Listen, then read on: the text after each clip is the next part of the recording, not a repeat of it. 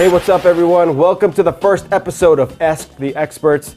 It's the first time CNET and GameSpot have ever gotten together and had a love child.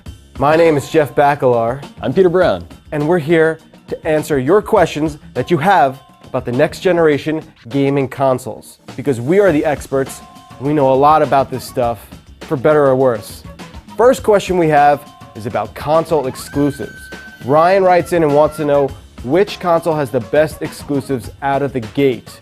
These consoles launched within the last month. So Peter Brown, what do you think? It's up to me? It's only up to you. Yeah, right now, Sony PlayStation 4 has the most console exclusives, if you look at it in terms of just raw numbers. But then a lot of those games also appear on other platforms. So between the two, Sony has the most. But I'd say Microsoft has the stronger, group of games going in. They've got Forza, which is a really impressive racing game that's just, that series keeps getting better. They've got the game Rise from Crytek, which looks really good. That's about all you can say for it. Right. Dead Rising 3 is kind of a nice surprise. I think a lot of people were really worried about that game based on past presentations, but it's a really fun title and a lot of people are enjoying it. I think with Dead Rising 3, it really came together, and like you said, it surprised me. After that first hour, I was like, all right, this is something I could really get into. The weapon crafting is really fun. And for me, I think Dead Rising 3 is probably the best, console exclusive for Xbox One. So I think if you're looking for like the games that you kind of must have out of the gate, yes, probably a few better options to go with on Xbox, even though they don't have as many launch titles as PlayStation 4. Yeah, and it's also worth noting too that you have a lot of other games that are available on both systems. Sure. Games like Assassin's Creed 4, and those are really popular as well. Obviously, Call of Duty, Battlefield 4.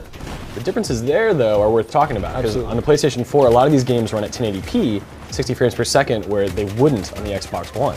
I've done a significant amount of testing in that regard. Having both consoles hooked up together, doing Battlefield 4 back-to-back, doing Assassin's Creed back-to-back.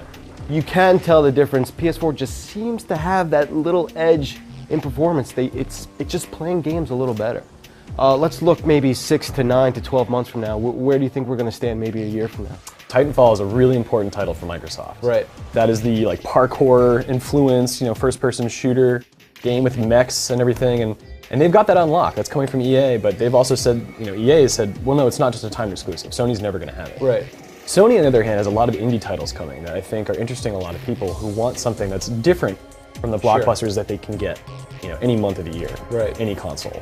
All right, Jeff, our next question comes from Isaac on Facebook, who wants to know, am I ever going to be able to play Xbox 360 games on my Xbox One?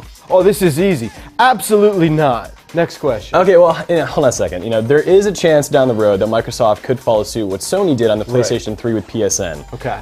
Take old games, take the code and port it to the system, call it a classic.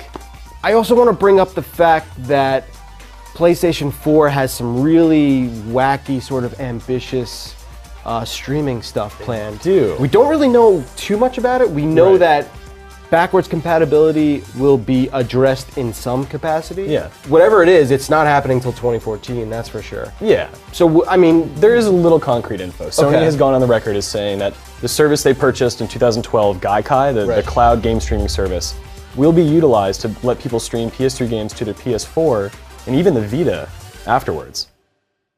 All right, Peter, that's going to do it for our first episode of Ask the Experts. Thanks so much for the questions. We've got a lot more to answer, so stay tuned each and every day for a new episode of Ask the Experts. Until next time, I'm Jeff Bacalar. I'm Peter Brown. Thanks for tuning in. We'll see you guys very soon. There's a lot more information coming your way about these consoles. You're not going to want to miss it. We'll see you soon.